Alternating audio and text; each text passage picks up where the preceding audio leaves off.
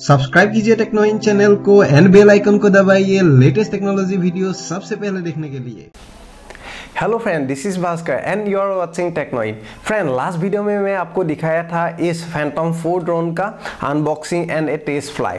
तो बहुत लोगों ने मेरे बहुत सारे दोस्तों ने मुझे फ़ोन एंड मैसेज पे ये क्वेश्चन पूछा है कि कहाँ से मैं इस ड्रोन को ख़रीदा एंड कितना इसका प्राइस है एंड कैसे मैं उसका फ्लाई कराऊंगा, क्योंकि drone is ban in India. तो आज उसी के बारे में बात करूंगा। Stay tune till end hit like if you like this video and don't forget to subscribe this channel. So let's start.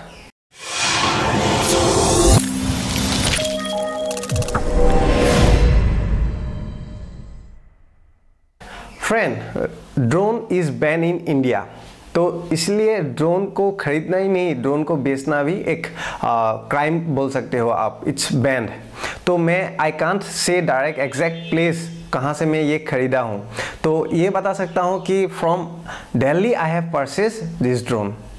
Next question, कितना इसका प्राइस है इसका? क्योंकि इंडिया से लिया हूँ तो बहुत सारा टैक्सेस, यू कैन से टैक्सेस एक्चुअली। इसका प्राइस है 1.10 लाख रुपीज़। ठीक है। सो नेक्स्ट क्वेश्चन इस, कैसे मैं इसका फ्लाई करूँगा? ठीक है, कैसे इसका क्या क्या मुझे डॉक्यूमेंट चाहिए?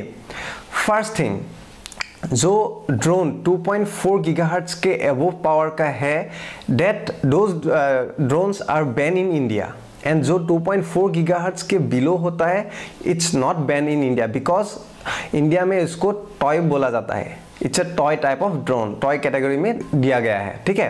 तो ये this drone is above 2.4 gigahertz, so it's ban in India, ये बैन है। तो क्या क्या डॉक्यूमेंट चाहिए एंड कौन ये प्रोवाइड करता है, कि कौन ये इसका परमिशन देता है? ठीक है।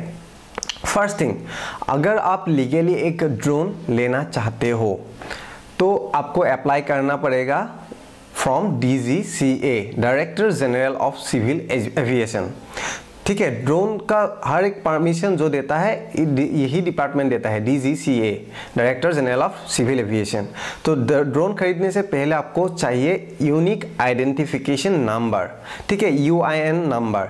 ये जैसे अमेरिका में भी दिया जाता है, ऐसे ही आपको एक नंबर देंगे जो कि ड्रोन के ऊपर प्लेट लगा देंगे। यूनिक मतलब जैसे आपका एक कार का रजिस्ट्रेशन नंबर है, तो इसका ही UIN नंबर आपको मिलेंगे। ठीक है। वो UIN अप्लाई करने से पहले आपको दिया जाएगा, आपको एक फॉर्म, एंड फॉर्म में आपको भरना पड़ेगा क्यों चाहिए, कौन सा मॉडल आप खरीदेंगे, किसका प्राइस है एंड रीजन, एंड कौन है आप, मतलब आपका पोर्टफोलियो क्या है। ठीक है। उसके बाद you will get UIN number. ठीक है। नेक्स्ट आपको चाहिए RFID, यानी कि फायर प्रूफ ID प्लेट। ठीक है। ये फायर प्रूफ के form fire department, you have to bring that RFID apply करने से पहले you have to apply for UIN number. ठीक है। उसके बाद यू कैन परचेज और यू कैन इंपोर्ट ड्रोन।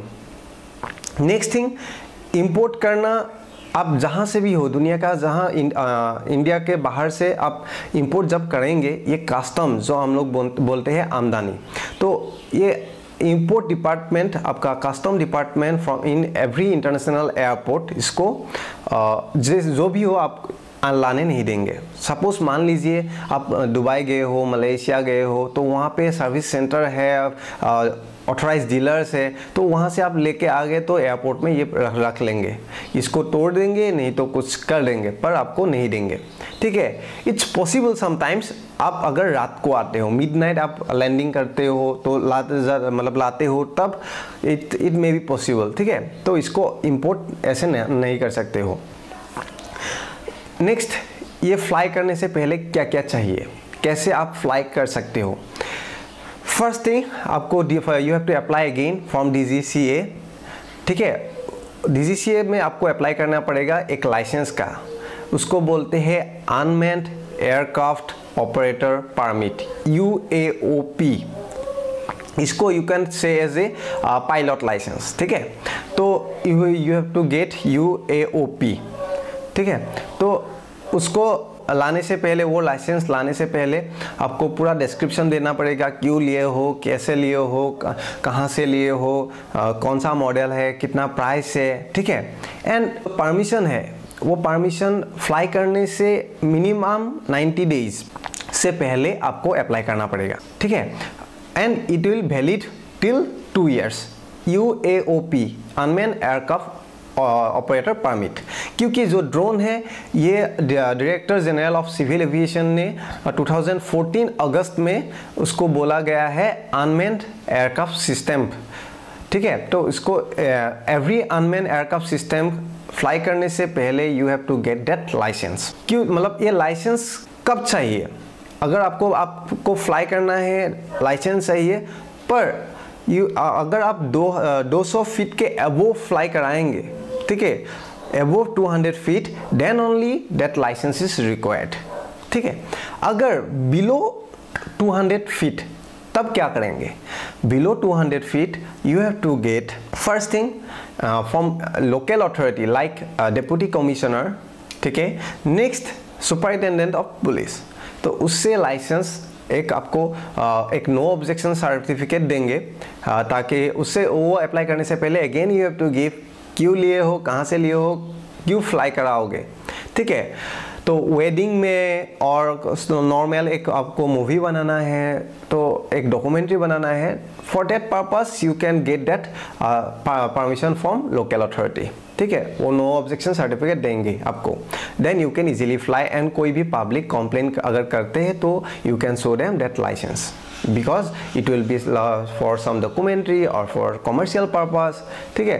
तो for me मैं ऐसे तो बड़ा कुछ प्रोजेक्ट नहीं लेने वाला हूँ, तो I will fly below 200 feet, so I will get that licence और that permission from local authority, ठीक है। तो आई थिंक आपको मालूम पड़ गया होगा।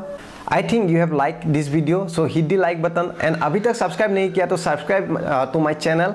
And thank you for watching.